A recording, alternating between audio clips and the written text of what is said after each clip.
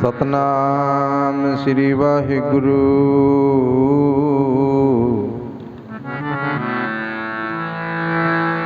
गुरु गरीब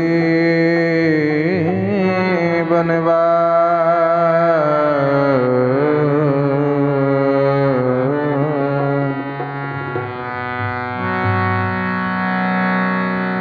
तुद आगे अरदास हमारी,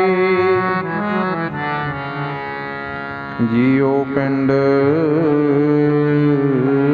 सब तेरा। कहो नानक सब तेरी वड्याई,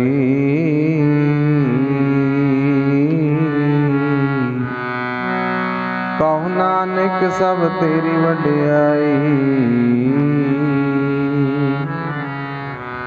कोई नाम न जाने मेरा, कोई नाम न जाने मेरा, गुरु जी सब तेरी वड्याई है।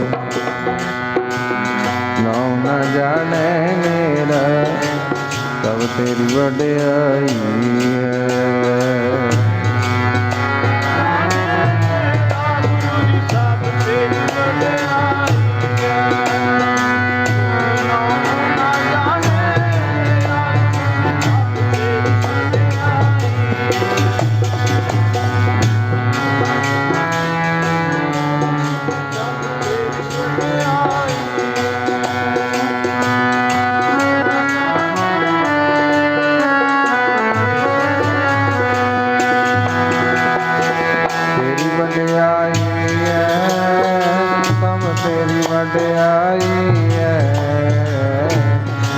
तेरी वड्याई है, सब तेरी वड्याई है।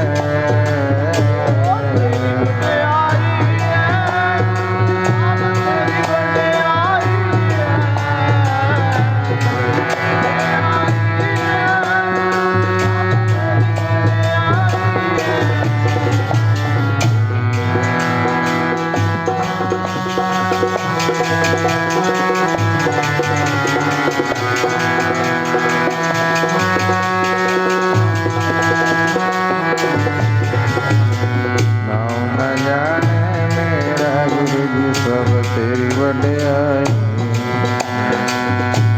नाम न जाने मेरा, तेरी वड्याई है।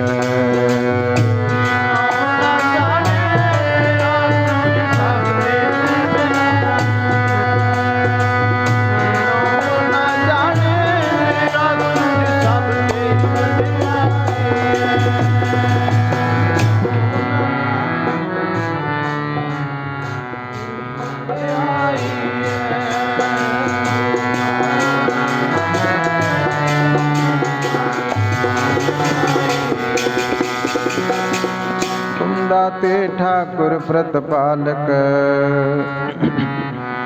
नायक खसम हमारे।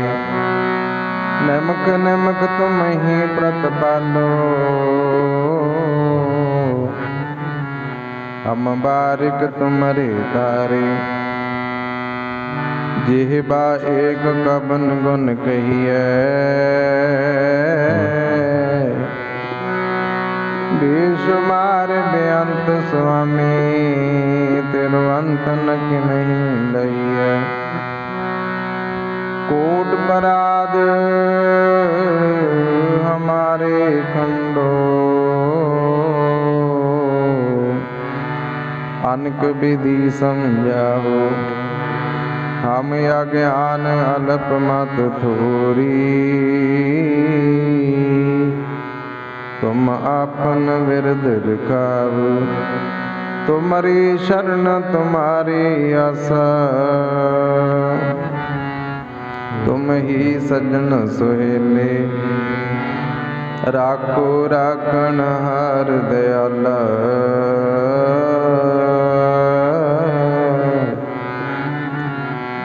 राखो राखण हार दयाला। नानक करके बोले, कोई नाम न जाने मेरा गुरु जी सब तेरी वड्याई। नाम न जाने मेरा तेरी वड्याई है।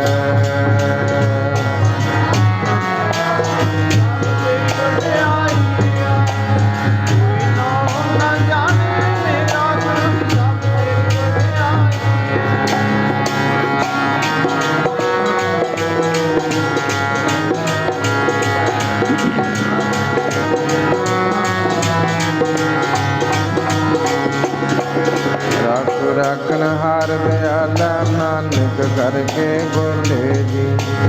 राखो राखन हार दयाला नानक करके बोले जी। नानक करके बोले राखो राखन हार नानक करके बोले।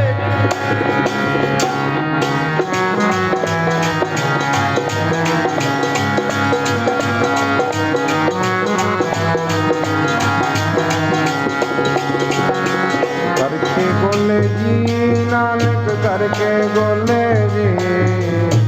करके बोले जी नानक करके बोले जी।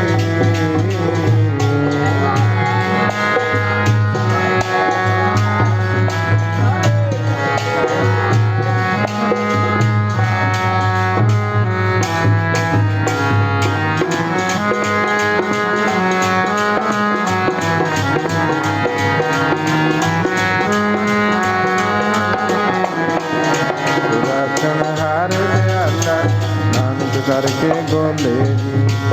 राखो राखण हार दयाला नानक करके बोले जी। करके बोले राखण हार नानक करके बोले।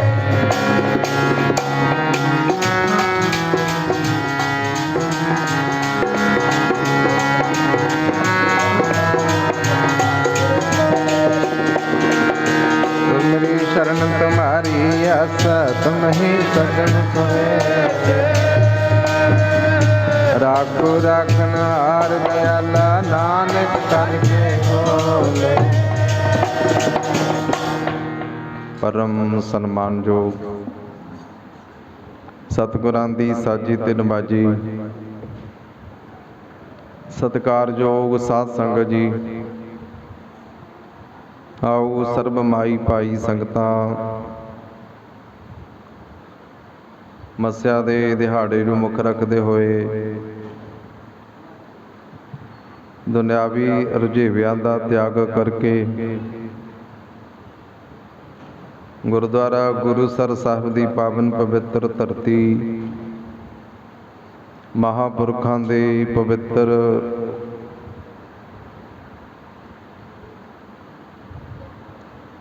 ਤੇ ਤਪੱਸਿਆ ਵਾਲੇ ਅਸਥਾਨਾਂ ਤੇ ਪਹੁੰਚ ਕਰਕੇ ਆਪ ਜੀ ਕੀਮਤੀ ਸਮੇਂ ਅਤੇ ਸਵਾਸਾਂ ਦਾ ਦਸਵੰਧ ਕੱਢ ਰਹੇ ਹੋ। ਸੱਚੇ ਪਾਤਸ਼ਾਹ ਜੀ ਦੀ ਕਿਰਪਾ ਨਾਲ ਕੁਝ ਸਮਾਂ ਸਤਸੰਗਤ ਦੀਆਂ ਘੜੀਆਂ ਪ੍ਰਾਪਤ ਹੋਈਆਂ।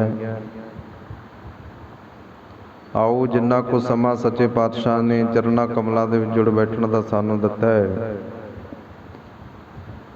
ਆਪਾਂ ਸਮੇਂ ਦਾ ਲਾਹਾ ਲੈਣ ਦੀ ਖੇਚਲ ਕਰੀਏ।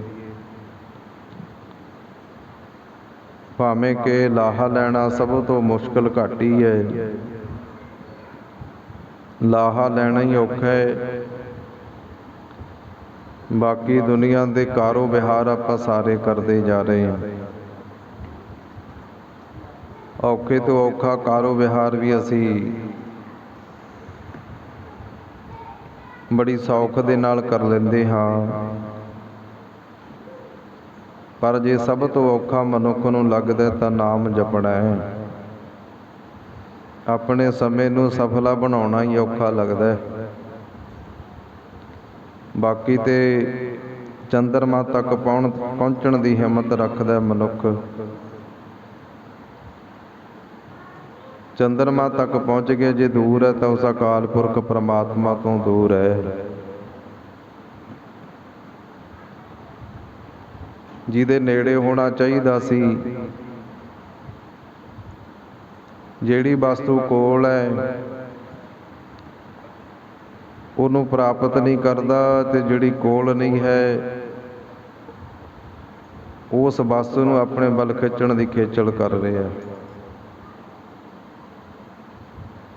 ਜੇ ਗੁਰਬਾਣੀ ਪੜ੍ਹੀਏ, ਗੁਰਬਾਣੀ ਦੇ ਵਿੱਚ ਵਸਤੂ ਦੀ ਗੱਲ ਕਰੀਏ ਵੀ ਜਿਸ ਵਸਤੂ ਕੋ ਲੈਣ ਤੋਂ ਆਇਆ, ਰਾਮ ਨਾਮ ਸੰਤਨ ਕਰ ਪਾਇਆ। ਕਹਿੰਦੀ ਜਿਸ ਵਸਤੂ ਨੂੰ ਪ੍ਰਾਪਤ ਕਰਨ ਦੇ ਲਈ ਤੂੰ ਇਸ ਧਰਤੀ ਤੇ, ਸੰਸਾਰ ਤੇ ਮਨੁੱਖਾ ਜਨਮਾਂ ਧਾਰਨ ਕਰਕੇ ਆਇਆ, ਇਹ ਤੈਨੂੰ ਇੱਥੇ ਸਤਸੰਗਤ ਦੇ ਵਿੱਚ ਪਰਮਾਤਮਾ ਦੇ ਚਰਨਾਂ ਵਿੱਚ ਜੁੜਿਆ ਪ੍ਰਾਪਤ ਹੋਣਾ। ਇਹ ਵਸਤੂ ਤੂੰ ਸਤਸੰਗਤ ਦੇ ਵਿੱਚੋਂ, ਭਲੇ ਪੁਰਸ਼ਾਂ ਦੀ ਸੰਗਤ ਵਿੱਚੋਂ, ਗੁਰੂਆਂ ਦੀ ਸੰਗਤ ਵਿੱਚੋਂ ਪ੍ਰਾਪਤ ਕਰੇਗਾ। ਜਿਹੜੀ ਵਸਤੂ ਗੁਰੂਆਂ ਦੀ ਸੰਗਤ ਵਿੱਚੋਂ ਪ੍ਰਾਪਤ ਹੁੰਦੀ ਹੈ ਉਹ ਦੂਰ ਦਰਾਡੇ ਕਿਤੇ ਜਿੰਨਾ ਮਰਜ਼ੀ ਭੱਜ ਕੇ ਦੇਖ ਲਓ, ਕਿਤੋਂ ਪ੍ਰਾਪਤ ਨਹੀਂ ਹੋਣੀ। ਜੋ ਬ੍ਰਹਮੰਡੇ ਸੋਈ ਪਿੰਡੇ, ਜੋ ਖੋਜੈ ਸੋ ਪਾਵੈ। ਜਿਹੜਾ ਕੁਝ ਆਪਾਂ ਬ੍ਰਹਮੰਡ ਦੇ ਵਿੱਚ ਤੱਕਦੇ ਹਾਂ, ਬਾਣੀ ਕਹਿੰਦੀ ਹੈ ਵੀ ਜਿਹੜਾ ਕੋਈ ਖੋਜ ਲੈਂਦਾ ਉਹ ਪਾ ਲੈਂਦਾ। ਹਰ ਮੰਦਰ ਇਹੋ ਸਰੀਰ ਹੈ। ਆਪਣਾ ਜਿਹੜਾ ਸਰੀਰ ਹੈ ਨਾ, ਇਹ ਹਰੀ ਦਾ ਮੰਦਰ ਹੈ ਭਾਈ। ਹਰੀ ਦੇ ਮੰਦਰ ਨੂੰ ਆਪਾਂ ਸਵਾਰ ਕੇ ਰੱਖਣਾ ਹੈ। ਇੱਥੇ ਕਈ ਤਰ੍ਹਾਂ ਦੀ ਗੰਦਗੀ ਹੈ ਇਸ ਮੰਦਰ ਦੇ ਵਿੱਚ। ਲਵ ਲੋਭ ਦੀ ਗੰਦਗੀ, ਮੋਹ ਹੰਕਾਰ ਦੀ ਗੰਦਗੀ, ਕਿਸੇ ਨੂੰ ਧਨ ਦਾ ਮਾਣ ਹੈ, ਕਿਸੇ ਨੂੰ ਆਪਣੇ ਸਰੀਰ ਦਾ ਮਾਣ ਹੈ, ਕੋਈ ਮੋਹ ਵਿੱਚ ਫਸਿਆ ਹੋਇਆ ਹੈ। ਇਹ ਗੰਦਗੀ ਹੈ, ਵਿਕਾਰ ਨੇ ਆ ਜਿਹੜੇ ਸਰੀਰ ਰੂਪੀ ਹਰਮੰਦਰ ਨੂੰ ਖਰਾਬ ਕਰ ਰਹੇ। ਇਹ ਸਰੀਰ ਰੂਪੀ ਮੰਦਰ ਨੂੰ ਆਪਾਂ ਸਵਾਰ ਕੇ ਰੱਖਣਾ ਭਾਈ। ਇਸ ਸਰੀਰ ਰੂਪੀ, ਜਿਵੇਂ ਆਪਾਂ ਘਰ ਦੀ ਸਫਾਈ ਕਰਦੇ ਹਾਂ, ਜਿਹੜੀ ਚੀਜ਼ ਘਰ ਦੇ ਵਿੱਚ ਵਰਤੋਂ ਵਿੱਚ ਨਹੀਂ ਆਉਂਦੀ ਆਪਾਂ ਬਾਹਰ ਸੁੱਟ ਦਿੰਦੇ ਹਾਂ ਜਾਂ ਆਪਾਂ ਸਾਈਡ ਤੇ ਰੱਖ ਦਿੰਦੇ ਹਾਂ। ਵਰਤੋਂ ਵਾਲੀਆਂ ਚੀਜ਼ਾਂ ਨੂੰ ਮਨੁੱਖ ਹਮੇਸ਼ਾ ਸੰਭਾਲ ਕੇ ਰੱਖਦਾ ਹੈ। ਆਪਾਂ ਵਸਤਰ ਹੀ ਲਾ ਲਓ, ਜਿੰਨਾ ਚਿਰ ਵਸਤਰ ਸਾਡੇ ਸੋਹਣੇ ਆ, ਸੋਹਣੇ ਲੱਗਦੇ ਆ ਪਾਏ ਹੋਏ, ਉਹਨਾਂ ਚਿਰ ਹੀ ਰੱਖਦੇ ਆ। ਬਾਅਦ ਵਿੱਚ ਪਤਾ ਹੀ ਨਹੀਂ ਹੁੰਦਾ ਕਿੱਥੇ ਸੁੱਟ ਦਿੰਦੇ। ਭਾਵੇਂ ਰਸੋਈ ਦੇ ਭਾਂਡਿਆਂ ਦੀ ਗੱਲ ਕਰ ਲਈਏ ਤੇ ਸਾਧ ਸੰਗਤ, ਭਾਵ ਵੀ ਜਿਹੜਾ ਕੂੜਾ ਕਰਕਟ ਹੁੰਦਾ ਹੈ, ਖਰਾਬ ਸਮਾਨ ਹੁੰਦਾ ਹੈ, ਉਹ ਹਮੇਸ਼ਾ ਬਾਹਰ ਜਾਂਦਾ ਹੈ।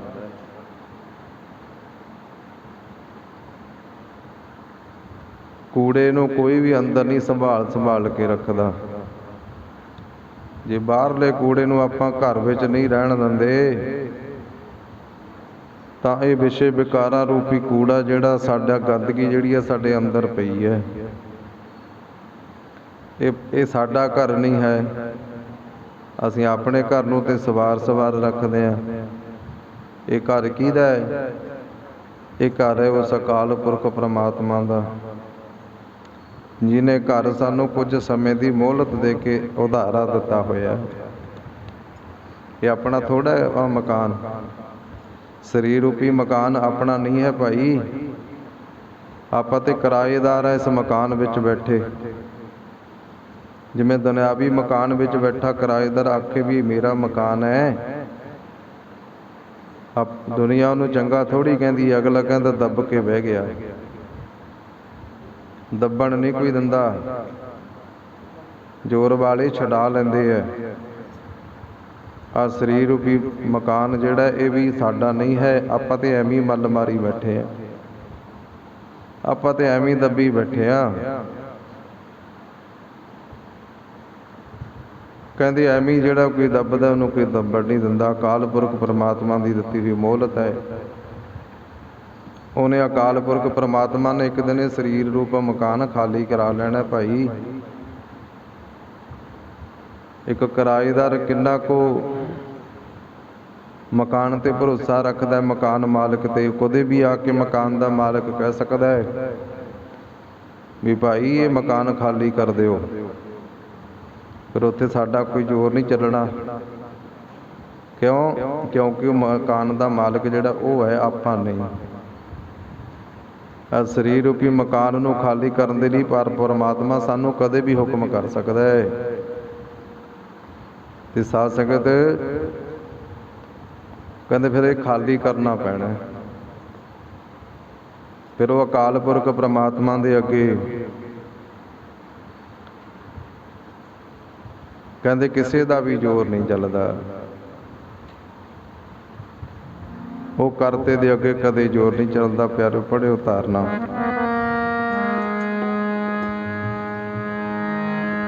ਜ਼ੋਰ ਕਦੇ ਨਾ ਚੱਲਦਾ ਜੀ ਕਰਤੇ ਅੱਗੇ, ਕਰਤੇ ਅੱਗੇ ਨਾ ਚੱਲਦਾ ਜੀ ਕਰਤੇ ਅੱਗੇ, ਕਰਤੇ ਅੱਗੇ। ਜ਼ੋਰ ਕਦੇ ਨਾ ਚੱਲਦਾ ਜੀ ਕਰਤੇ ਅੱਗੇ, ਕਰਤੇ ਅੱਗੇ। ਕਦੇ ਨਾ ਚੱਲਦਾ ਜੀ ਕਰਤੇ ਅੱਗੇ, ਕਰਤੇ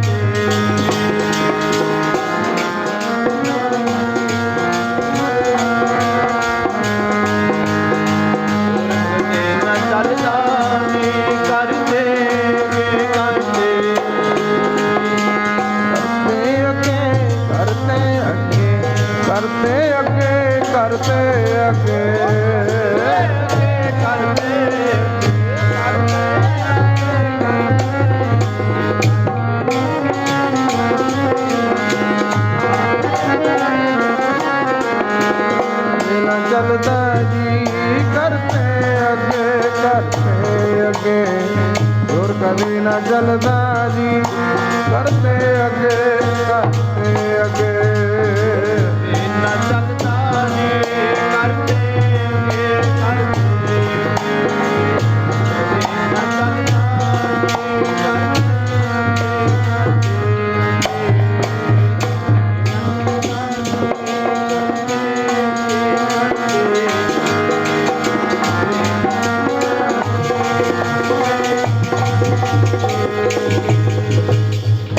ਉਸ ਅਕਾਲ ਪੁਰਖ ਦੇ ਅੱਗੇ, ਕਰਤੇ ਦੇ ਅੱਗੇ ਕਿਸੇ ਦਾ ਵੀ ਜ਼ੋਰ ਨਹੀਂ ਚੱਲਦਾ।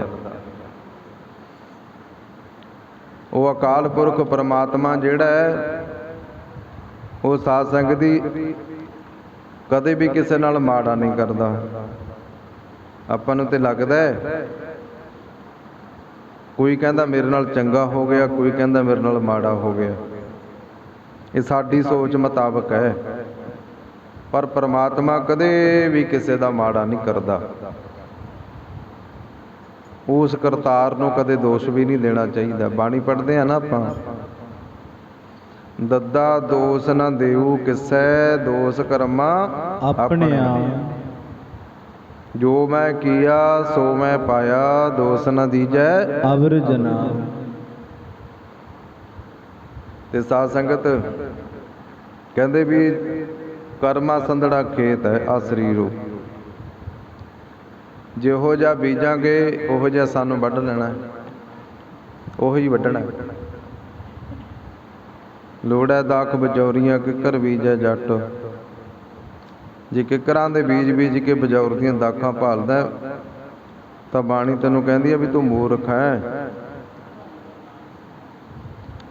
ਚੰਗਾ ਬੀਜ ਬੀਜੇਗਾ, ਚੰਗਾ ਹੀ ਫਲ ਪ੍ਰਾਪਤ ਕਰੇਗਾ।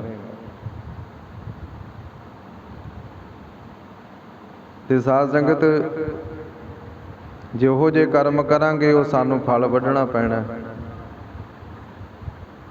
ਕਹਿੰਦੇ ਜਿਹਨੇ ਵੀ ਕੋਈ ਬੀਜ ਬੀਜਿਆ ਕਿਸੇ ਵੀ ਤਰ੍ਹਾਂ ਦਾ ਚੰਗਾ ਮਾੜਾ, ਉਹਨੂੰ ਵੱਢਣਾ ਪੈਣਾ। ਐਗਜ਼ਾਮਪਲ ਦੇ ਤੌਰ ਤੇ ਆਪਾਂ ਆਪਣੇ ਨੇਤਰਾਂ ਦੀ ਉਦਾਹਰਨ ਲੈ ਲਈਏ। ਅੱਖਾਂ ਨਾਲ ਵੇਖਦੇ ਆ। ਜਿਵੇਂ ਕਹਿ ਲਓ ਵੀ ਇੱਕ ਦਰਖਤ ਤੇ ਅੰਬ ਲੱਗਿਆ ਹੋਇਆ, ਅੰਬ ਦਾ ਪੇੜ ਹੈ, ਉਹਦੇ ਤੇ ਫਲ ਲੱਗਿਆ ਹੋਇਆ ਅੰਬ। ਹੁਣ ਅੱਖਾਂ ਨੇ ਅੰਬ ਵੇਖ ਲਿਆ, ਦੇਖਿਆ ਅੱਖਾਂ ਨੇ, ਹੁਣ ਅੱਖਾਂ ਤੋੜ ਥੋੜੀ ਸਕਣਗੀਆਂ, ਨਾ ਅੱਖਾਂ ਚੱਲ ਕੇ ਜਾ ਸਕਣ।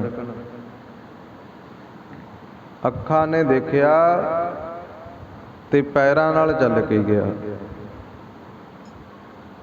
ਪੈਰਾਂ ਨਾਲ ਚੱਲ ਕੇ ਗਿਆ। ਹੁਣ ਪੈਰ ਵੀ ਨਹੀਂ ਤੋੜ ਸਕਦੇ, ਪੇੜ ਉੱਚਾ, ਕਹਿੰਦੇ ਹੱਥਾਂ ਨਾਲ ਤੋੜਿਆ। ਅੱਖਾਂ ਨੇ ਵੇਖਿਆ, ਪੈਰਾਂ ਨਾਲ ਚੱਲ ਕੇ ਗਿਆ, ਉਸ ਤੋਂ ਬਾਅਦ ਹੱਥਾਂ ਨਾਲ ਤੋੜਿਆ।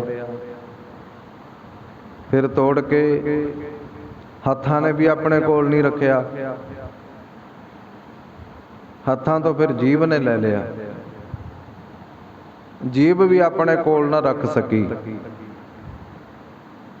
ਜਦੋਂ ਜੀਭ ਵੀ ਆਪਣੇ ਕੋਲ ਨਾ ਰੱਖ ਸਕੀ, ਉਹ ਪੇਟ ਚਲਾ ਗਿਆ। ਅੱਖਾਂ ਨੇ ਵੇਖਿਆ, ਪੈਰੀ ਤੁਰ ਕੇ ਗਿਆ, ਹੱਥਾਂ ਨਾਲ ਤੋੜਿਆ। ਜੀਭ ਨੇ ਸਵਾਦ ਦੇਖਿਆ, ਫਿਰ ਸਵਾਦ ਦੇਖ ਕੇ ਵੀ ਜੀਭ ਨਾ ਰੱਖ ਸਕੀ, ਉਹ ਫਿਰ ਪੇਟ ਵਿੱਚ ਚਲਾ ਗਿਆ। ਐਨੇ ਨੂੰ ਕਹਿੰਦੇ ਬਾਗ ਦਾ ਮਾਲੀ ਆ ਗਿਆ। ਜਦੋਂ ਬਾਗ ਦਾ ਮਾਲੀ ਆਇਆ, ਉਹਨੇ ਵੇਖਿਆ ਵੀ ਮੇਰਾ ਤੇ ਅੰਬ ਤੋੜ ਕੇ ਖਾ ਗਿਆ। ਉਹਨੇ ਕਹਿੰਦੇ ਫਿਰ ਡਾਂਗਾ ਮਾਰਨੀਆਂ ਸ਼ੁਰੂ ਕਰ ਦਿੱਤੀਆਂ। ਕੁੱਟ ਢੂਹੀ ਤੇ ਪਈ। ਡਾਂਗਾ ਜਿਹੜੀਆਂ ਸਨ ਉਹ ਅੰਬ ਦੇ ਬਦਲੇ ਢੂਹੀ ਨੇ ਕੁੱਟ ਖਾਧੀ। ਜਦੋਂ ਢੂਹੀ ਤੇ ਕੁੱਟ ਪਈ, ਫਿਰ ਸਾਧ ਸੰਗਤ ਜੀ ਫਿਰ ਰੋਂਦਾ, ਫਿਰ ਰੋਂਦਾ। ਇੱਥੇ ਹੁਣ ਇਹ ਐਗਜ਼ਾਮਪਲ ਆਪਾਂ ਲੈਣੀ ਹੈ ਵੀ ਅੱਖਾਂ ਨੇ ਕੀਤਾ ਸੀ ਨਾ ਕੰਮ, ਵੀ ਜੈਸਾ ਬੀਜੈ ਸੋ ਲੈਣਾ। ਜੇ ਅੱਖਾਂ ਹੀ ਨਾ ਵੇਖਦੀਆਂ ਫਿਰ ਕਿਵੇਂ ਚੱਲ ਕੇ ਜਾਂਦਾ ਅੰਬ ਗੱਲ। ਤੇ ਸਾਧ ਸੰਗਤ ਅੱਖਾਂ ਨੇ ਵੇਖਿਆ, ਫਿਰ ਜਦੋਂ ਕੁੱਟ ਪੈਂਦੀ ਹੈ ਫਿਰ ਰੋਂਦਾ, ਫਿਰ ਪਾਣੀ ਵੀ ਅੱਖਾਂ ਵਿੱਚੋਂ ਨਿਕਲਦਾ। ਪਾਣੀ ਵੀ ਫਿਰ ਰੋਂਦੀਆਂ ਵੀ ਅੱਖਾਂ ਹੀ ਨੇ ਜਿਨ੍ਹਾਂ ਨੇ ਵੇਖਿਆ ਸੀ। ਇਸ ਕਰਕੇ ਇਹ ਕਰਮਾ ਸੰਦੜਾ ਖੇਤ ਹੈ। ਆਪਣੇ ਮਨ ਨੂੰ ਸਮਝਾਈਏ। ਉਹ ਜੈਸਾ ਬੀਜੇਗਾ ਵੱਢੇਗਾ ਮਨਾ ਮੇਰੇ, ਫਲ ਤੇਰੇ ਕਰਮਾਂ ਦਾ।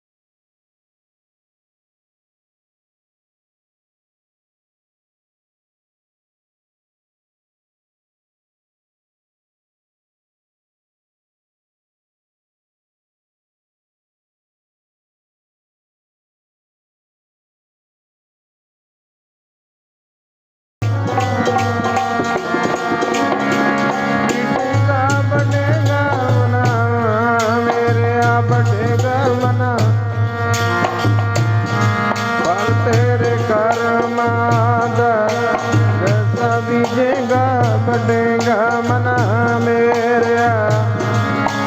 ਤੇਰੇ ਕਰਮਾਂ ਦਾ। ਦੇਗਾ ਬਟੇਗਾ ਮਨ ਮੇਰਾ, ਹੜ ਤੇਰੇ ਕਰਮਾਂ ਦਾ। ਜੈਸਾ ਬੀਜੇਗਾ ਬਟੇਗਾ ਮਨਾ, ਉਹ ਹੜ ਤੇਰੇ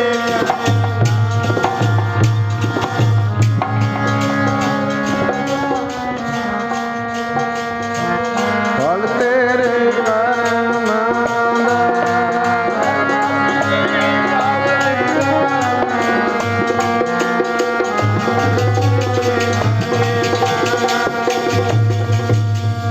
ਜੈਸਾ ਬੀਜੈ ਸੋ ਲੁਣੈ ਕਰਮਾਂ ਸੰਦੜਾ ਖੇਤ।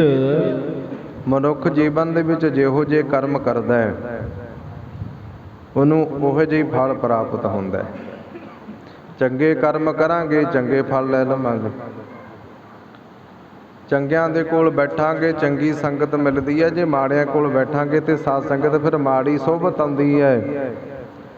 ਮਹਾਰਾਜ ਕਹਿੰਦੇ ਜਿਹੋ ਜਿਹੀ ਮਨੁੱਖ ਸੰਗਤ ਕਰਦਾ ਉਹਨੂੰ ਫਿਰ ਉਹੋ ਜਿਹੀ ਰੰਗ ਚੜ੍ਹਦਾ ਹੈ।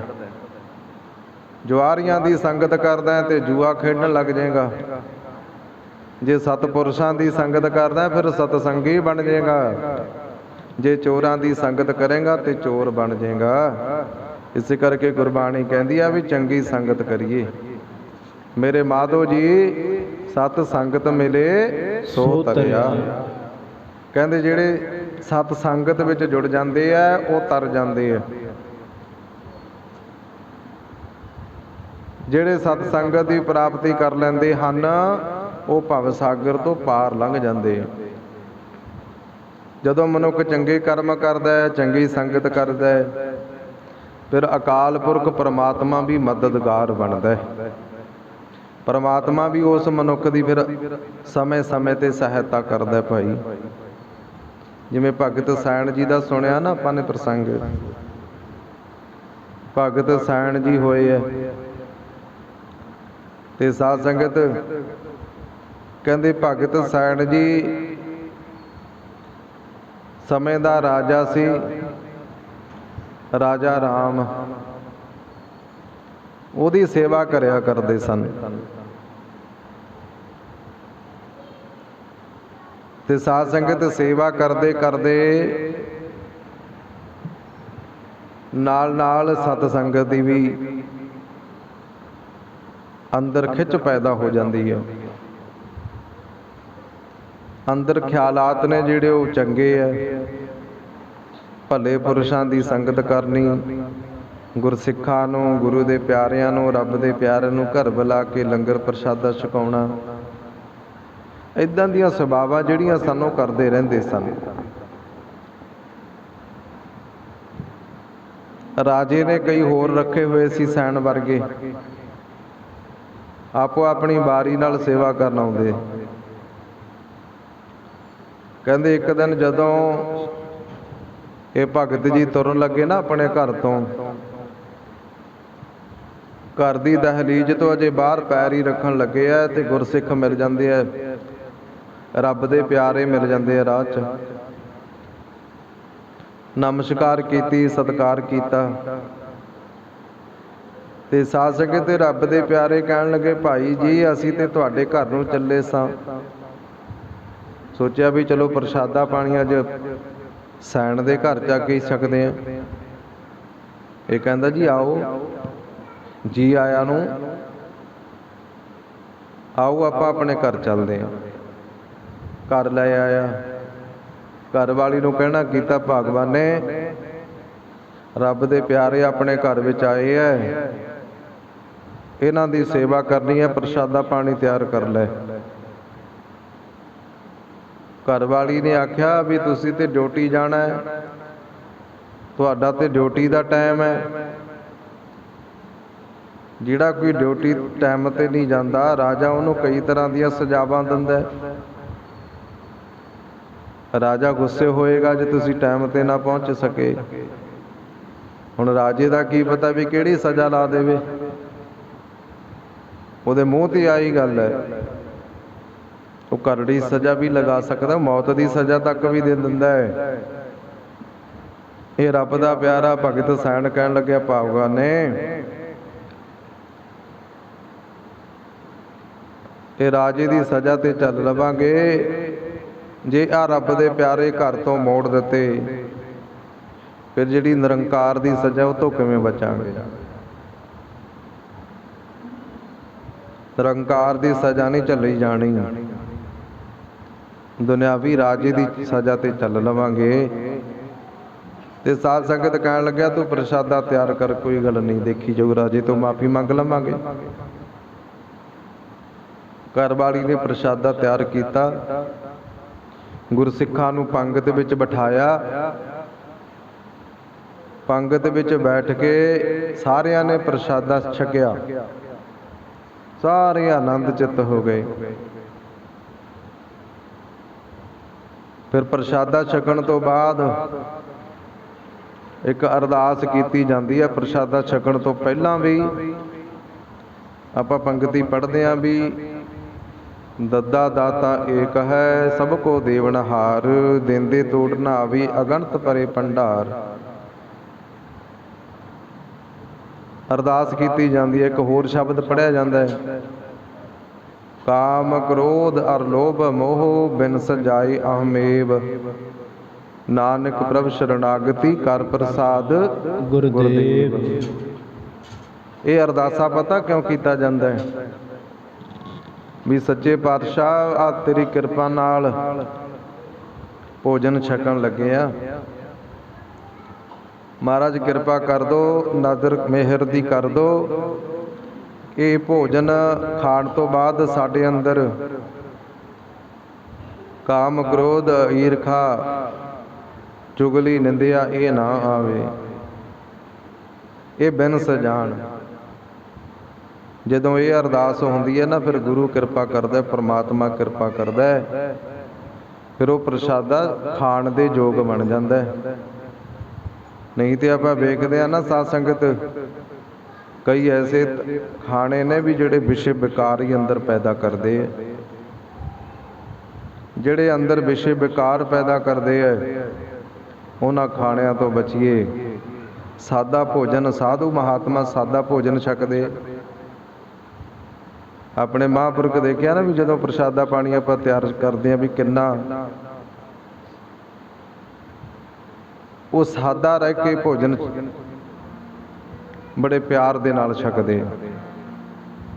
ਤੇ ਸਾਧ ਸੰਗਤ ਇੱਦਾਂ ਹੀ ਰੱਬ ਦੇ ਪਿਆਰੇ ਜਿਹੜੇ ਹੈ ਵੀ ਸਾਦਾ ਭੋਜਨ ਛਕਦੇ ਆ ਤੇ ਅੰਦਰ ਵਿਸ਼ੇ ਵਿਕਾਰ ਨਹੀਂ ਪੈਦਾ ਹੁੰਦੇ।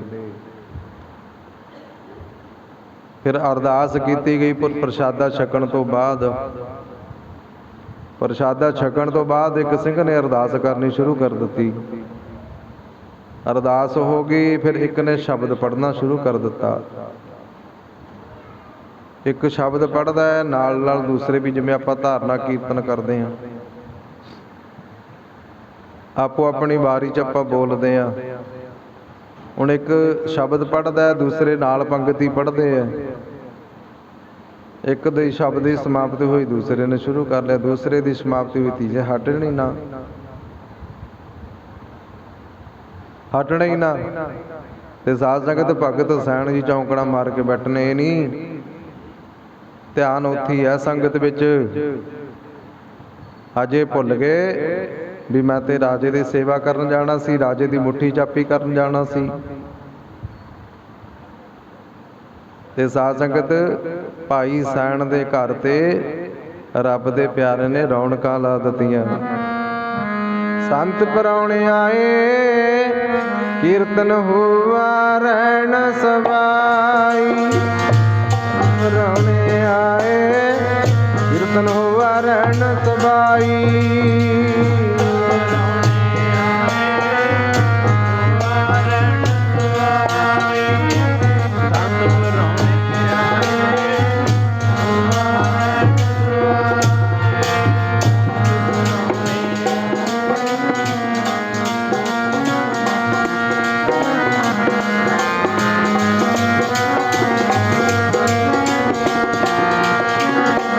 ਪਰਾਉਣੇ ਆਏ, ਕੀਰਤਨ ਹੋਵਾ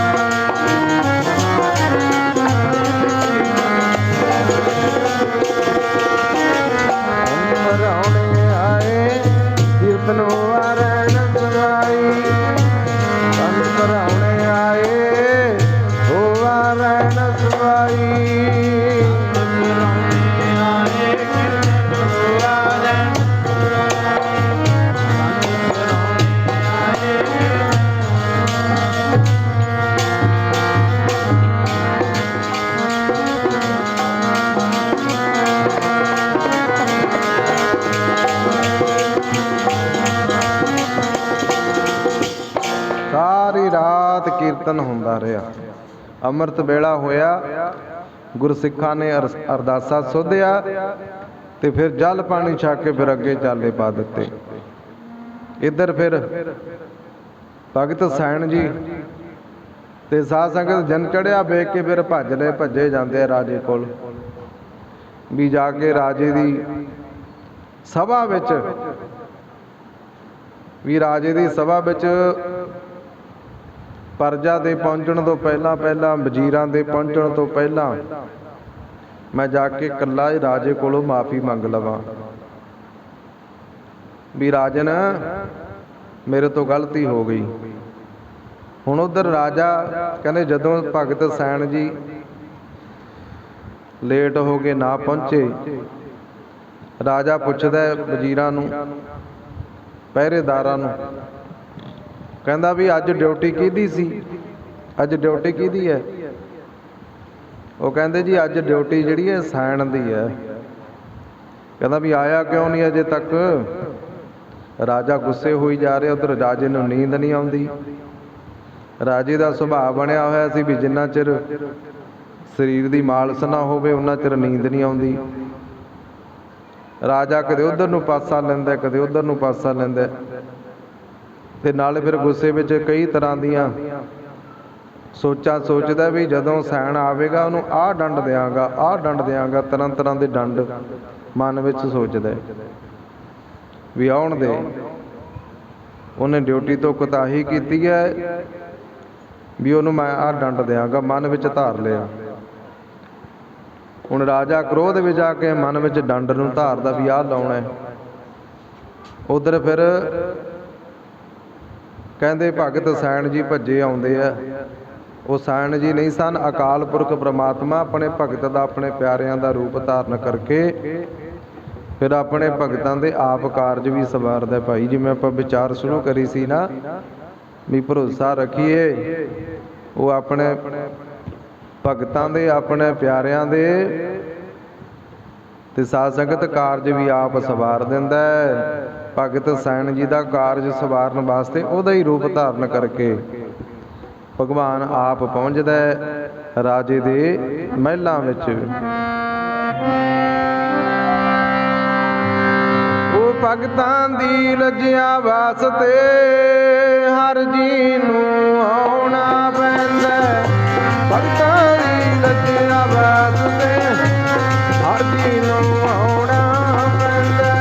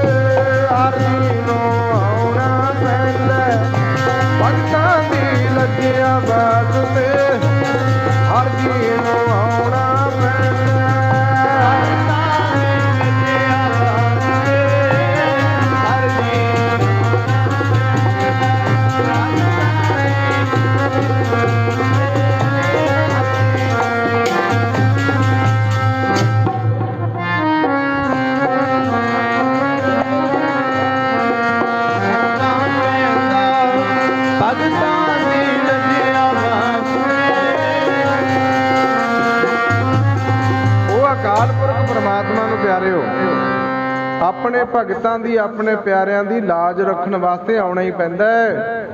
ਜਿਵੇਂ ਸਾਧ ਸੰਗਤ ਪ੍ਰਹਿਲਾਦ ਆਪਾਂ ਸਾਰੇ ਜਾਣਦੇ ਆ ਨਾ, ਪ੍ਰਹਿਲਾਦ ਨੂੰ ਸਜ਼ਾ ਦੇਣ ਵਾਸਤੇ ਉਹਦੇ ਪਿਤਾ ਨੇ ਜਿਹੜਾ ਕਹਿੰਦਾ ਸੀ ਜਲੇ ਹਰਨਾਕਸ਼ ਤਨੇ ਹਰਨਾਕਸ਼ ਦਾ ਨਾਮ ਲਓ, ਭਾਵ ਵੀ ਧਰਤੀ ਦੇ ਵਿੱਚ ਵੀ ਹਰਨਾਕਸ਼ ਹੈ ਤੇ ਬਾਹਰ ਵੀ ਹਰਨਾਕਸ਼ ਹੈ, ਵੀ ਹਰਨਾਕਸ਼ ਦੀ ਉਹ ਜੈ ਜੈਕਾਰ ਹੋਵੇ। ਪ੍ਰਹਿਲਾਦ ਘਰ ਵਿੱਚ ਹੀ ਜੰਮਿਆ ਪਿਆਰਿਓ।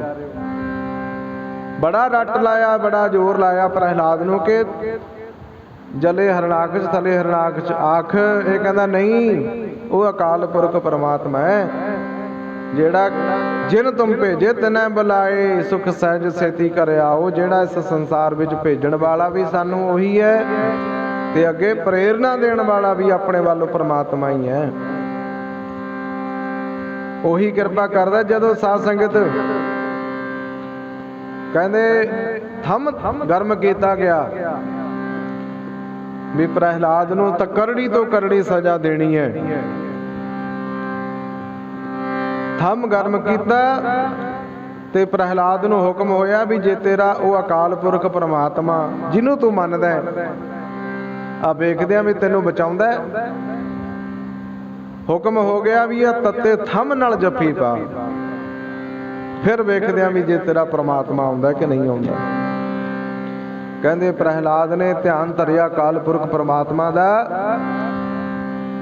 ਨੇੜੇ ਹੋ ਗਿਆ ਥੰਮ ਦੇ, ਗਰਮ ਦਾ ਸੇਕ ਮਾਰਦਾ ਪਿਆਰਿਓ। ਕਹਿੰਦੇ ਉਸ ਤੱਤੇ ਥੰਮ ਤੇ ਇੱਕ ਕੀੜੀ ਤੁਰਦੀ ਨਜ਼ਰ ਆਈ। ਜਦੋਂ ਵੇਖਿਆ ਪ੍ਰਹਿਲਾਦ ਨੇ ਵੀ ਕੀੜੀ ਇੰਨੇ ਗਰਮ ਥੰਮ ਦੇ ਉੱਪਰ ਤੁਰੀ ਜਾ ਰਹੀ ਹੈ, ਮਨਾ ਜਾਂ ਕੀੜੀ ਨੂੰ ਨਹੀਂ ਕੁਝ ਹੁੰਦਾ ਫਿਰ ਤੈਨੂੰ ਕੀ ਹੋਣ ਲੱਗਿਆ?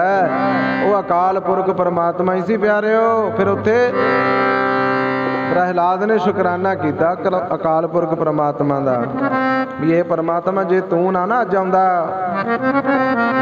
ਮੈਂ ਡੋਲ ਜਾਣਾ ਸੀ, ਜੇ ਤੂੰ ਨਾ ਆਉਂਦਾ ਰਾਮਾ ਪ੍ਰਹਿਲਾਦ ਡੋਲ ਜਾਂਦਾ, ਤੂੰ ਨਾ ਆਉਂਦਾ ਰਾਮਾ ਪ੍ਰਹਿਲਾਦ ਡੋਲ ਜਾਂਦਾ।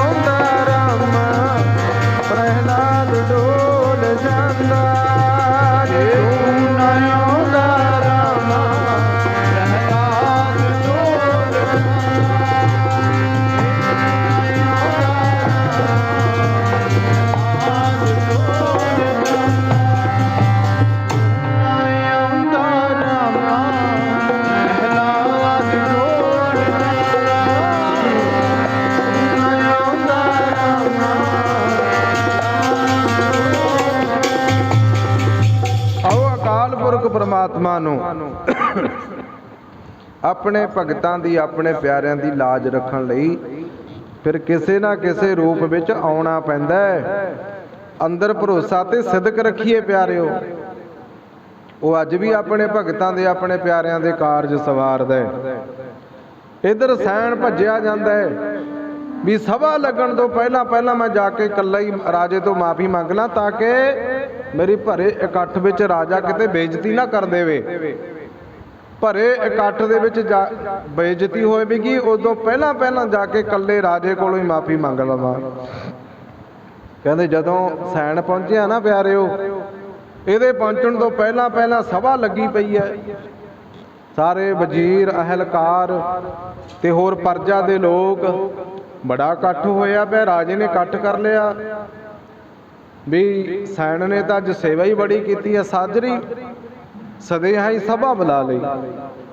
ਜਦੋਂ ਇਹ ਗਿਆ ਫਿਰ ਇਹ ਸਭਾ ਭਰੀ ਹੋਈ ਵੇਖ ਕੇ ਕੰਬਦਾ ਹੀ ਜਾਂਦਾ ਹੈ। ਫਿਰ ਡਰ ਕੇ ਅੱਗੇ ਹੁੰਦਾ ਹੈ ਰਾਜੇ ਦੇ, ਹੱਥ ਜੋੜੇ ਹੋਏ ਤੇ ਸਾਧ ਸੰਗਤ ਜਾ ਕੇ ਰਾਜੇ ਨੂੰ ਮਾਫੀਆਂ ਮੰਗਣ ਲੱਗ ਪਿਆ। ਰਾਜਾ ਪਹਿਲਾਂ ਹੀ ਆਵਾਜ਼ਾਂ ਮਾਰਦਾ, ਕਹਿੰਦੇ ਆ ਜਾ ਸੈਣ, ਤੂੰ ਰਾਤ ਇੰਨੀ ਸੇਵਾ ਕੀਤੀ, ਉਹ ਮੇਰਾ ਤੇ ਸਾਰਾ ਹੀ ਥਕੇਵਾ ਲਾ ਤਾਂ ਇੱਥੇ ਤੱਕ ਪਿਆਰਿਓ। ਕਹਿੰਦੇ ਇਹਦੇ ਢੂਹੀ ਵਿੱਚ ਨਾ ਇੱਕ ਫੋੜਾ ਸੀ, ਰਾਮ ਰਾਜੇ ਦੇ ਢੂਹੀ ਵਿੱਚ ਫੋੜਾ ਸੀ। ਜਦੋਂ ਇਹ ਕਲਪ ਰਿਹਾ ਸੀ ਨਾ, ਅੰਦਰ ਤਰ੍ਹਾਂ ਦੇ ਖਿਆਲ ਲਿਆ ਰਿਹਾ ਸੀ ਵੀ ਮੈਂ ਆਹ ਸਜ਼ਾ ਦੇਵਾਂਗਾ। ਕਹਿੰਦੇ ਸੈਣ ਨੇ, ਪ੍ਰਮਾਤਮਾ ਨੇ ਸੈਣ ਦਾ ਰੂਪ ਧਾਰਨ ਕਰਕੇ ਇਹਦੇ ਸਿਰ ਤੇ ਹੱਥ ਰੱਖ ਦਿੱਤਾ। ਆਉਂਦੇ ਪਹਿਲਾਂ ਕਹਿੰਦਾ ਸੀ ਵੀ ਉੱਬੜਵਾਇਆ ਬੋਲਦਾ, ਪਹਿਲਾਂ ਕਹਿੰਦਾ ਉਹ ਸੈਣ ਇੰਨਾ ਲੇਟ ਕਿਉਂ ਹੋ ਗਿਆ ਹੈ, ਗੁੱਸੇ ਵਿੱਚ ਬੋਲਦਾ। ਤੇ ਜਦੋਂ ਆ ਕੇ ਸਿਰ ਤੇ ਹੱਥ ਰੱਖਿਆ ਤੇ ਸਾਧ ਸੰਗਤ ਉਹਦੇ ਅੰਦਰ ਸ਼ਾਂਤੀ ਆ ਗਈ। ਕਲਪਦਾ ਹੋਇਆ ਰਾਜਾ ਸਾਧ ਸੰਗਤ ਸ਼ਾਂਤ ਹੋਇਆ। ਫਿਰ ਕਹਿੰਦੇ ਐਸੀ ਸੇਵਾ ਕੀਤੀ ਨਾ ਭਗਵਾਨ ਨੇ ਆਪਣੇ ਪਿਆਰੇ ਦੀ ਲਾਜ ਰੱਖਣ ਦੇ ਲਈ। ਕਹਿੰਦੇ ਢੂਹੀ ਵਿੱਚ ਫੋੜਾ ਸੀ, ਜਿਉਂ-ਜਿਉਂ ਇਹ ਮਾਲਸ਼ ਹੋ ਰਹੀ ਹੈ ਤਿਉਂ-ਤਿਉਂ ਉਹਦਾ ਫੋੜੇ ਦਾ ਰੋਗ ਜਿਹੜਾ ਸੀ, ਜੀ ਤੋਂ ਤੰਗ ਬੜਾ ਸੀ, ਤੇ ਸਾਧ ਸੰਗਤ ਤੋਂ ਦੂਰ ਹੋ ਗਿਆ। ਇਹਦਾ ਰੋਗ ਕੱਟਿਆ ਗਿਆ। ਜਦੋਂ ਰੋਗ ਕੱਟਿਆ ਗਿਆ, ਇਹਨੂੰ ਤੇ ਸ਼ਾਂਤੀ ਆ ਗਈ। ਆਨੰਦ ਪ੍ਰਸੰਨ ਵਿੱਚ ਬੈਠਾ ਰਾਜਾ। ਸੈਣ ਜਾ ਕੇ ਮਾਫੀਆਂ ਮੰਗਦਾ। ਰਾਜਾ ਕਹਿੰਦਾ ਕਿਉਂ ਮਖੌਲ ਕਰਦਾ, ਉਹ ਰਾਤ ਜਿਹੜੀ ਤੂੰ ਸੇਵਾ ਕੀਤੀ ਹੈ ਉਹ ਤਾਂ ਸੇਵਾ ਕਦੇ ਕੀਤੀ ਹੋਈ ਨਹੀਂ। ਸੇਵਾ ਤੇ ਸੇਵਾ, ਉਹ ਮੇਰਾ ਤਾਂ ਐਡਾ ਵੱਡਾ ਰੋਗ ਸੀ ਉਹ ਦੂਰ ਹੋ ਗਿਆ ਰਾਤ ਦੀ ਸੇਵਾ ਨਾਲ। ਮੇਰਾ ਤਾਂ ਐਡਾ ਵੱਡਾ ਰੋਗ ਸੀ। ਤੇ ਸਾਧ ਸੰਗਤ ਸੈਣ ਜੀ ਕਹਿਣ ਲੱਗੇ ਰਾਜਨ ਸੱਚ ਪੁੱਛਦੇ ਹੋ, ਸੱਚ ਪੁੱਛਦੇ ਹੋ ਵੀ ਮੈਂ ਨਹੀਂ ਆਇਆ। ਰਾਜੇ ਨੇ ਖੁਸ਼ ਹੋ ਕੇ ਨਾ ਇੱਕ ਹਾਰ ਗਲ ਵਿੱਚ ਪਾਇਆ ਸੀ। ਰਾਜੇ ਦੇ ਹਾਰ ਜਿਹੜੇ ਸਨ ਉਹ ਭਗਤ ਸੈਣ ਜੀ ਦੇ, ਜਿਹੜਾ ਕਿ ਅਕਾਲ ਪੁਰਖ ਪ੍ਰਮਾਤਮਾ ਸੀ, ਖੁਸ਼ ਹੋ ਕੇ ਹਾਰ ਗਲ ਵਿੱਚ ਪਾਇਆ। ਤੇ ਸਾਧ ਸੰਗਤ ਉਹੀ ਹਾਰ ਸੈਣ ਭਗਤ ਦੇ ਗਲ ਵਿੱਚ ਪਿਆ ਹੋਇਆ। ਰਾਜਾ ਕਹਿੰਦਾ ਓਏ ਕਿਉਂ ਝੂਠ ਬੋਲਦਾ, ਆ ਮੇਰੀ ਨਿਸ਼ਾਨੀ, ਰਾਤ ਮੈਂ ਖੁਸ਼ ਹੋ ਕੇ ਤੈਨੂੰ ਹਾਰ ਦਿੱਤਾ ਸੀ ਸੋਨੇ ਦਾ, ਉਹ ਉਹੀ ਹਾਰ ਤੇਰੇ ਆ ਗਲ ਵਿੱਚ ਪਾਇਆ ਹੋਇਆ, ਤੂੰ ਕਹਿੰਦਾ ਮੈਂ ਆਇਆ ਨਹੀਂ। ਤੇ ਸਾਧ ਸੰਗਤ ਕਹਿੰਦੇ ਫਿਰ ਭਗਤ ਸੈਣ ਜੀ ਨੇ ਕਹਿਣਾ ਕੀਤਾ ਰਾਜਨ ਸੱਚ ਪੁੱਛਦੇ ਹੋ, ਮੈਂ ਨਹੀਂ ਆਇਆ, ਮੇਰੇ ਤੇ ਸਾਰੀ ਰਾਤ ਘਰ ਵਿੱਚ ਸੰਗਤ ਹੋ ਰਹੀ ਸੀ। ਪਿਆਰਿਓ ਇਹ ਸੰਗਤ ਕਰਨ ਨਾਲ ਸੈਣ ਭਗਤ ਵਰਗੇ ਤਰ ਗਏ। ਪੜਿਓ ਸਾਰੇ ਪਿਆਰ ਨਾਲ। ਸਾਗਰ ਦਰਿਆ ਜੀ ਸਾਧੂ ਸੰਗੇ, ਸਾਧੂ ਸੰਗੇ, ਸਾਗਰ ਦਰਿਆ ਜੀ ਸਾਧੂ ਸੰਗੇ, ਸਾਧੂ ਸੰਗੇ। ਸਾਧੂ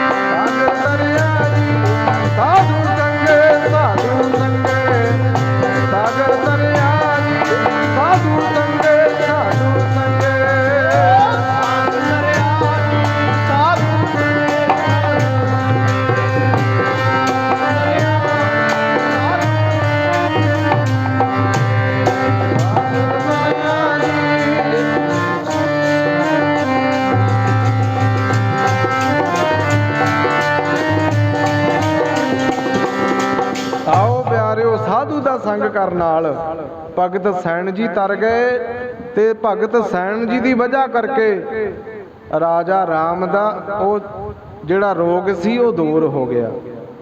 ਜਿੱਤੋਂ ਬੜਾ ਦੁਖੀ ਸੀ ਉਹਦਾ ਰੋਗ ਕੱਟਿਆ ਜਾਂਦਾ ਹੈ। ਫਿਰ ਰਾਜਾ ਕਹਿੰਦਾ ਵੀ ਮੈਂ ਕਿਵੇਂ ਸਮਝਾਂ ਵੀ ਤੂੰ ਨਹੀਂ ਸੀ। ਇਹ ਕਹਿੰਦਾ ਜੀ ਮੈਂ ਝੂਠ ਨਹੀਂ ਬੋਲਦਾ, ਮੇਰੇ ਘਰ ਤਾਂ ਗੁਰਸਿੱਖ ਸਾਧੂਆਂ ਦੀ ਮੰਡਲੀ ਆਈ ਹੋਈ ਸੀ, ਮੇਰੇ ਘਰ ਤੇ ਸਾਰੀ ਰਾਤ ਰਹਿਣ ਸੁਭਾਈ ਕੀਰਤਨ ਹੁੰਦਾ ਰਿਹਾ, ਮੈਂ ਨਹੀਂ ਆਇਆ। ਕਹਿੰਦਾ ਫਿਰ ਕੌਣ ਸੀ?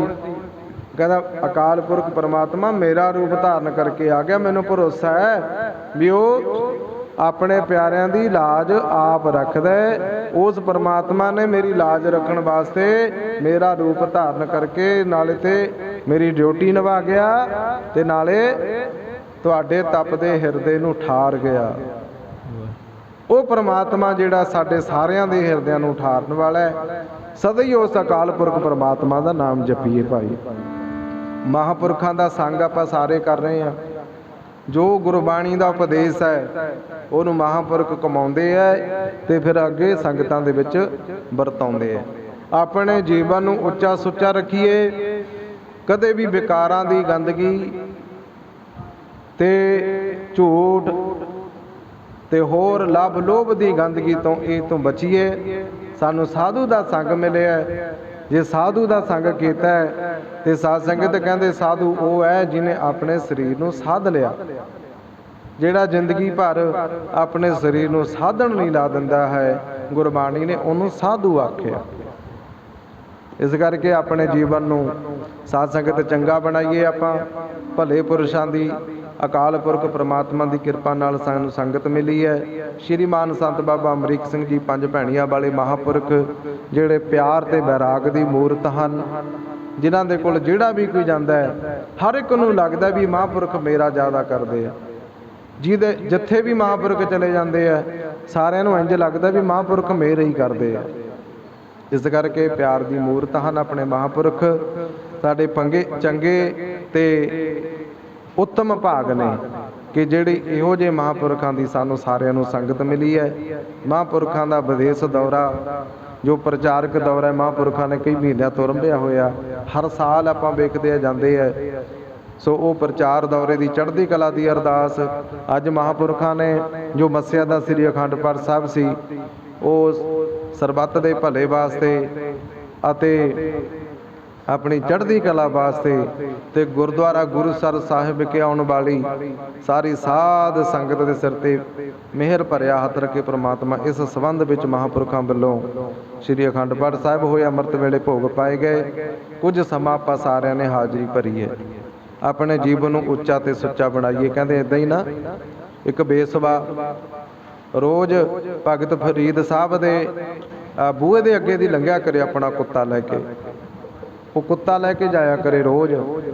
ਕਹਿੰਦੇ ਆਉਂਦੀ ਜਾਂਦੀ ਭਗਤ ਫਰੀਦ ਸਾਹਿਬ ਨੂੰ ਕਹਿ ਦਿਆ ਕਰੇ ਵੀ ਐ ਭਗਤ ਜੀ ਵੀ ਤੁਹਾਡੀ ਦਾੜੀ ਚੰਗੀ ਹੈ ਜਾਂ ਮੇਰੇ ਕੁੱਤੇ ਦੀ ਪੂੰਛ ਚੰਗੀ ਹੈ? ਮੇਰੇ ਕੁੱਤੇ ਦੀ ਪੂੰਛ ਨਾਲੋਂ ਤੁਹਾਡੀ ਦਾੜੀ ਚੰਗੀ ਹੈ ਕਿ ਪੂੰਛ ਚੰਗੀ ਹੈ? ਮਹਾਂਪੁਰਖ ਕਹਿੰਦੇ ਭਗਤ ਫਰੀਦ ਸਾਹਿਬ ਕਹਿੰਦੇ ਕੋਈ ਗੱਲ ਨਹੀਂ ਬੀਬਾ ਭਾਈ, ਸਮਾਂ ਆਉਣ ਤੇ ਜਵਾਬ ਦੇ ਦਿਆਂਗੇ, ਸਮਾਂ ਆਉਣ ਤੇ ਦੱਸ ਦਿਆਂਗੇ। ਇਹ ਰੋਜ਼ ਪੁੱਛਿਆ ਕਰੇ ਭਗਤ ਸਾਹਿਬ ਜੀ ਨੇ। ਕਹਿੰਦੇ ਹਰੇਕ ਵਾਰੀ ਇਹੋ ਕਹਿ ਦੇਣਾ ਕੋਈ ਨਹੀਂ ਬੀਬਾ ਭਾਈ, ਸਮਾਂ ਆਵੇਗਾ, ਸਮਾਂ ਆਵੇਗਾ ਵੀ ਫਿਰ ਦੱਸ ਦਿਆਂਗੇ। ਇਹ ਕਹਿੰਦੇ ਵੀ ਠੀਕ ਹੈ। ਜਦੋਂ ਭਗਤ ਫਰੀਦ ਸਾਹਿਬ ਜੀ ਦਾ ਸਮਾਂ ਨੇੜੇ ਆ ਗਿਆ ਨਾ, ਸਰੀਰ ਰੂਪੀ ਚੋਲਾ ਛੱਡਣਾ ਸੀ, ਚੋਲਾ ਛੱਡਣ ਤੋਂ ਥੋੜਾ ਸਮਾਂ ਪਹਿਲਾਂ ਆਪਣੇ ਟਹਿਲੂਆਂ ਨੂੰ, ਆਪਣੇ ਪਿਆਰਿਆਂ ਨੂੰ, ਸੇਵਾਦਾਰਾਂ ਨੂੰ ਕਹਿਣ ਲੱਗੇ ਵੀ ਜਾਓ ਉਸ ਬੀਬੀ ਨੂੰ ਬੁਲਾ ਕੇ ਲੈ ਕੇ ਆਓ। ਹੁਣ ਬੀਬੀ ਜਿਹੜੀ ਸੀ ਬੇਸਵਾ ਸੀ। ਕਹਿੰਦੇ ਚੇਲੇ ਕਹਿਣ ਲੱਗੇ ਵੀ ਚਲੇ ਤਾਂ ਜਾਈਏ, ਪਰ ਹੁਣ ਆਹ ਉਮਰ ਤੁਹਾਡੀ ਉਮਰ ਸੱਚਖੰਡ ਜਾਣ ਦੀ ਹੈ, ਸਾਰੀ ਉਮਰ ਤੁਸੀਂ ਆਪਣੇ ਸਰੀਰ ਤੇ ਕੋਈ ਧੱਬਾ ਨਹੀਂ ਲਵਾਇਆ ਤੇ ਹੁਣ ਜਾਣ ਵੇਲੇ ਤੁਸੀਂ ਬੇਸਵਾ ਨੂੰ ਯਾਦ ਕਰਦੇ ਹੋ। ਕਈ ਤਰ੍ਹਾਂ ਦੇ ਖਿਆਲ ਤੇ ਸਾਧ ਸੰਗਤ ਫਰੀਦ ਸਾਹਿਬ ਜੀ ਕਹਿੰਦੇ ਨਹੀਂ, ਤੁਸੀਂ ਲੈ ਕੇ ਆਓ ਬੁਲਾ ਕੇ। ਰੱਬ ਦੇ ਪਿਆਰੇ ਸਤਸੰਗੀ ਕਈ ਸਾਧ ਸੰਗਤ ਦੇ ਵਿੱਚ ਕਹਿੰਦੇ ਵੀ ਉਸ ਬੇਸਬਾ ਦਾ ਫਰੀਦ ਸਾਹਿਬ ਨੇ ਉਧਾਰ ਕਰਨਾ ਹੋਣਾ ਹੈ, ਉਹਦਾ ਕੋਈ ਨਾ ਕੋਈ ਭਲਾ ਕਰਨਾ ਹੋਣਾ ਹੈ, ਵੀ ਤਾਂ ਬੁਲਾਉਂਦੇ ਆ, ਜਾਓ ਆਪਾਂ ਲੈ ਕੇ ਆਓ ਬੁਲਾ ਕੇ। ਉਹ ਬੇਸਬਾ ਨੂੰ ਬੁਲਾਇਆ, ਆਈ, ਆ ਕੇ ਭਗਤ ਫਰੀਦ ਸਾਹਿਬ ਕਹਿੰਦਾ ਬੀਬਾ ਉਹ ਸਵਾਲ ਜਿਹੜਾ ਤੂੰ ਰੋਜ਼ ਕਰਦੀ ਹੁੰਦੀ ਸੀ ਅੱਜ ਨਹੀਂ ਕੀਤਾ। ਕਹਿੰਦੀ ਸਵਾਲ ਤਾਂ ਉਵੇਂ ਹੀ ਬਰਕਰਾਰ ਹੈ, ਤੁਸੀਂ ਕਿਹੜਾ ਜਵਾਬ ਦੇ ਦਿੱਤਾ? ਤੁਸੀਂ ਜਵਾਬ ਨਹੀਂ ਦਿੱਤਾ, ਮੈਂ ਪੁੱਛਣੋਂ ਹਟ ਗਈ। ਜੇ ਤੁਸੀਂ ਜਵਾਬ ਦੇ ਦਿਓਗੇ ਤੇ ਅੱਜ ਪੁੱਛ ਲੈਣੀ ਆ ਵੀ ਦੱਸੋ ਵੀ ਤੁਹਾਡੀ ਦਾੜੀ ਨਾਲੋਂ ਮੇਰੇ ਕੁੱਤੇ ਦੀ ਪੂੰਛ ਚੰਗੀ ਹੈ ਕਿ ਤੁਹਾਡੀ ਦਾੜੀ ਚੰਗੀ ਹੈ? ਫਰੀਦ ਸਾਹਿਬ ਪਤਾ ਕੀ ਕਹਿੰਦੇ? ਕਹਿੰਦੇ ਬੀਬਾ ਤੇਰੇ ਕੁੱਤੇ ਦੀ ਪੂੰਛ ਨਾਲੋਂ ਮੇਰੀ ਦਾੜੀ ਚੰਗੀ ਹੈ। ਇਹ ਕਹਿੰਦੀ ਬਸ ਬਸ ਮੈਂ ਤੇ ਇਹੀ ਸੋਚਦੀ ਸੀ ਮਨ ਵਿੱਚ ਵੀ ਆਹੀ ਕੁਝ ਕਹੋਗੇ, ਆਹੀ ਕੁਝ ਕਹਿਣਾ, ਪਹਿਲਾਂ ਹੀ ਕਹਿ ਦਿੰਦੇ। ਭਗਤ ਫਰੀਦ ਸਾਹਿਬ ਪਤਾ ਸੰਗਤੇ ਕੀ ਕਹਿੰਦੇ? ਭਗਤ ਫਰੀਦ ਸਾਹਿਬ ਕਹਿੰਦੇ ਬੀਬਾ ਉਦੋਂ ਅਜੇ ਮੇਰੀ ਉਮਰ ਬਾਕੀ ਰਹਿੰਦੀ ਸੀ, ਉਦੋਂ ਬਾਕੀ ਰਹਿੰਦੀ ਸੀ ਮੇਰੀ ਉਮਰ, ਦਾੜੀ ਤਾਂ ਉਦੋਂ ਵੀ ਮੇਰੀ ਚੰਗੀ ਸੀ, ਪਰ ਇਹ ਮਨ ਹੈ ਕਈ ਵਾਰੀ ਡੋਲ ਜਾਂਦਾ ਹੈ, ਕਈ ਵਾਰੀ ਡੋਲ ਜਾਂਦਾ ਮਨ। ਰਹਿੰਦਾ ਜੀਵਨ ਕਿਹੋ ਜਿਹਾ ਆਉਣਾ ਹੈ, ਕਿਤੇ ਮਨ ਡੋਲ ਨਾ ਜਾਵੇ। ਆਪਾਂ ਵੀ ਮਹਾਰਾਜ ਦੇ ਚਰਨਾਂ ਵਿੱਚ ਅਰਦਾਸ ਕਰਿਆ ਕਰੀਏ, ਸੱਚੇ ਪਾਤਸ਼ਾਹ ਆਪਣਾ ਹੱਥ ਦੇ ਕੇ ਰੱਖਿਓ ਆ ਸਾਡਾ ਮਨ ਕਿਤੇ ਡੋਲ ਨਾ ਜਾਵੇ। ਸੋ ਭਗਤ ਫਰੀਦ ਸਾਹਿਬ ਨੇ ਫਿਰ ਆਖਿਆ ਸੱਚਖੰਡ ਜਾਣ ਵੇਲੇ, ਕਹਿੰਦੇ ਬੀਬਾ ਮੇਰੀ ਦਾੜੀ ਭਲੀ ਹੈ ਭਾਈ। ਇਹ ਕਹਿੰਦੀ ਪਹਿਲਾਂ ਕਿਉਂ ਨਹੀਂ ਕਿਹਾ? ਫਿਰ ਸਮਝਾਇਆ ਵੀ ਤਾਂ ਨਹੀਂ ਕਿਹਾ, ਹੁਣ ਮੈਨੂੰ ਪਤਾ, ਹੁਣ ਮੈਂ ਚੱਲਿਆ, ਹੁਣ ਮੇਰੇ ਕੋਲ ਸਮਾਂ ਨਹੀਂ ਅਗਲਾ, ਹੁਣ ਮੇਰੇ ਕੋਲ ਸਮਾਂ ਨਹੀਂ, ਮੈਂ ਚਲੇ ਜਾਣਾ, ਇਸ ਕਰਕੇ ਤੇਰੇ ਕੁੱਤੇ ਦੀ ਪੂੰਛ ਨਾਲੋਂ ਮੇਰੀ ਦਾੜੀ ਭਲੀ ਹੈ। ਸੋ ਆਓ ਪਿਆਰਿਓ ਆਪਣਾ ਜੀਵਨ ਐਸਾ ਸੁਚੱਜਾ ਜੀਵਨ ਬਣਾਈਏ, ਮਹਾਂਪੁਰਖਾਂ ਦਾ ਸੰਗ ਕਰਦੇ ਹਾਂ ਆਪਾਂ ਸਾਰੇ, ਮਹਾਂਪੁਰਖਾਂ ਦੇ ਦਰਸਾਏ ਹੋਏ ਮਾਰਗ ਤੇ ਚੱਲਣ ਦਾ ਯਤਨ ਕਰੀਏ ਤਾਂ ਕਿ ਸਾਡਾ ਵੀ ਤੇ ਸਾਡੇ ਪਰਿਵਾਰ ਦਾ ਵੀ ਭਲਾ ਹੋ ਜਾਵੇ। ਆਓ ਇਹ ਧਾਰਨਾ ਪੜ੍ਹ ਕੇ ਫਿਰ ਆਪਾਂ ਸਮਾਪਤੀ ਵੱਲ ਜਾਈਏ।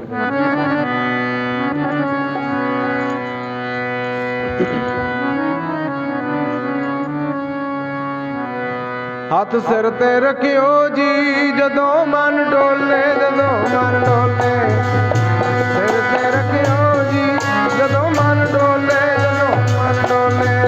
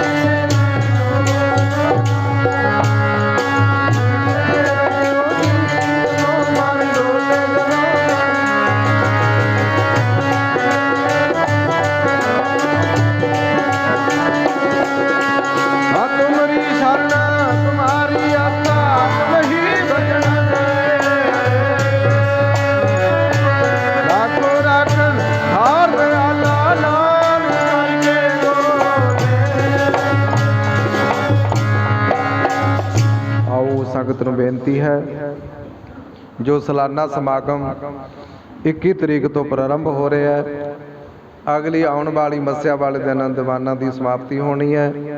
ਇਸ ਵਾਰੀ ਮਹਾਂਪੁਰਖਾਂ ਵੱਲੋਂ 5 ਦੀਵਾਨ ਹਨ, 21, 22, 23, 24 ਅਤੇ 25।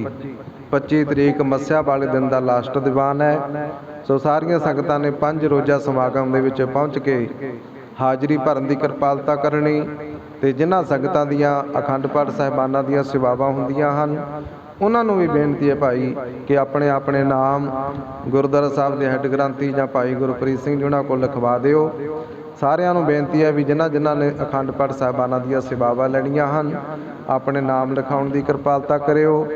ਤੇ ਹੋਰ ਮਹਾਂਪੁਰਖਾਂ ਵੱਲੋਂ ਜਿਨ੍ਹਾਂ ਦੀ ਜਿਵੇਂ ਵੀ ਡਿਊਟੀ ਲੱਗੀ ਹੋਈ ਹੈ, ਆਪੋ ਆਪਣੀਆਂ ਡਿਊਟੀਆਂ ਮਹਾਂਪੁਰਖਾਂ ਵੱਲੋਂ ਹੁਕਮ ਹੈ ਵੀ ਆਪਾਂ ਸਾਰਿਆਂ ਨੇ ਸੇਵਾਦਾਰ ਬਣ ਕੇ ਨਿਭਾਉਣੀਆਂ ਹਨ, ਔਰ ਲੰਗਰਾਂ ਦੇ ਵਿੱਚ ਹਿੱਸੇ ਪਾ ਕੇ ਵੱਧ ਤੋਂ ਵੱਧ ਸਮਾਗਮ ਦੇ ਵਿੱਚ ਮਾਇਆ ਤੇ ਰਸਦਾਂ ਭੇਜ ਕੇ ਹਿੱਸੇ ਪਾਓ।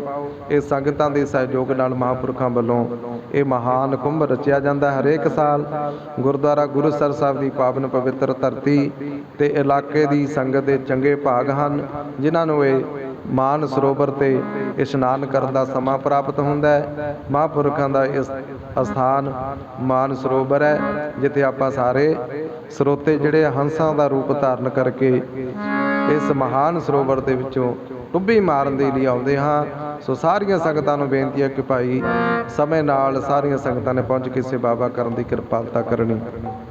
ਔਰ ਮਹਾਂਪੁਰਖ ਤਕਰੀਬਨ ਅਗਲੇ ਸਤੰਬਰ ਦੇ ਮਹੀਨੇ ਵਿੱਚ ਮਹਾਂਪੁਰਖਾਂ ਨੇ ਆ ਜਾਣਾ ਹੈ। ਸੋ ਸੰਗਤ ਨੂੰ ਬੇਨਤੀ ਹੈ ਭਾਈ ਸਮੇਂ ਨਾਲ ਸਾਰੀਆਂ ਸੰਗਤਾਂ ਨੇ ਆਪੋ ਆਪਣੀਆਂ ਸੇਵਾਵਾਂ ਤੇ ਪਹਿਰੇ ਦੇਣ ਦੀ ਕਿਰਪਾਲਤਾ ਕਰਨੀ, ਔਰ ਸਾਰੀਆਂ ਸੰਗਤਾਂ ਨੇ ਇਸੇ ਤਰ੍ਹਾਂ 5 ਦੀਵਾਨਾਂ ਦੇ ਵਿੱਚ ਹਾਜ਼ਰੀ ਭਰਨ ਦੀ ਕਿਰਪਾਲਤਾ ਕਰਨੀ ਜੀ।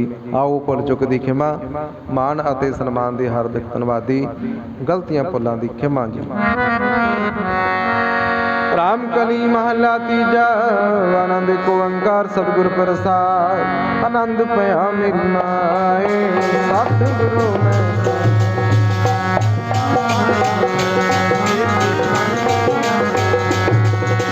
ਰਾਗ ਰਤਨ ਪਰਵਾਰ ਭਰੀਆਂ ਸ਼ਬਦ ਗਾ ਬਣਾਇਆ।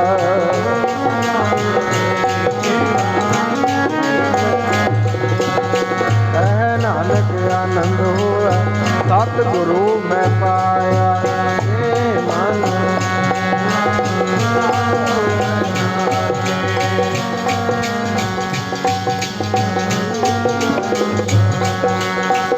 ਅੰਗੀਕਾਰੋ ਕਰੇ ਤੇਰਾ ਕਾਰਜ ਸਭ ਸਵਰਨਾ। ਰਤ ਸੁਆਮੀ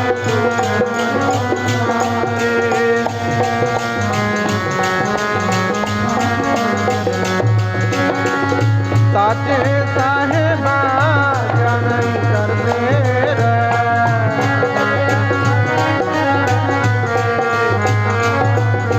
ਸਦਾ ਸਿਵ ਸਲਾ ਤੇਰੀ ਨਾਮ ਮਨ ਵਸਾਵੇ। ਨਾਮ ਜਨ ਕੈ ਮਨ ਵਸਿਆ ਨਾਨਕ ਸੱਚੇ ਸਾਹਿਬ ਕਿਆ ਨਹੀਂ ਕਰਦੇ। ਸਾਚਾ ਨਾਮ ਮੇਰਾ ਆਧਾਰੋ